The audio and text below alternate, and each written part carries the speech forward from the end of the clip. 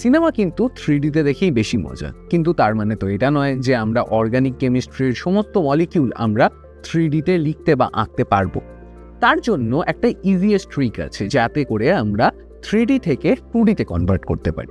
আজকে ধরো আমার কাছে একটা মলিকিউল আছে এই রকম দেখতে, যেখানে আমি দেখছি কি এই দুটো ব্ল্যাক অ্যাটমের সাথে এই দুটো ভায়োলেট অ্যাটম সেম প্লেনে আছে। এই হোয়াইট আর ইয়েলোটা তোমাদের দিকে আছে, আর এই ইয়েলো আর হোয়াইট এই দিকে আছে, এটা আমার দিকে।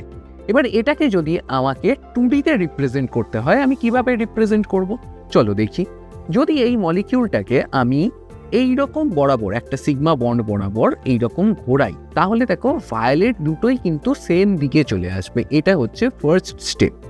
এইটা করে নেওয়ার পর আমাদেরকে কি করতে হবে? মলিকিউলটাকে এইভাবে দেখতে হবে, এইভাবে দেখতে হবে। যখন আমরা এইভাবে দেখছি, দেখো তো মলিকিউলটা কি এইরকম দেখতে লাগছে? এরকম দেখতে লাগছে, যেখানে এই ভায়োলেট দুটো বন্ড যেই দুটো নিচের দিকে আছে, এই দুটো নিচের দিকে থাকছে, অ্যান্ড ইয়েলো এরা লেফট সাইডে, অ্যান্ড এই দুটো হোয়াইট আছে রাইট সাইডে। ব্যাস, এইটা যেই এঁকে নেব আমরা, সিম্পলি এই সমস্ত কিছু মাঝখান থেকে ওয়েজ ড্যাশ এই সব তুলে দিয়ে সিম্পল লাইনের মধ্যে এই স্ট্রাকচারটাকে রিপ্রেজেন্ট করে দেব।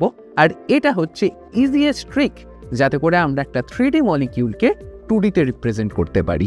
অ্যান্ড এই প্রজেকশনটাকে বলা হয় ফিশার প্রজেকশন।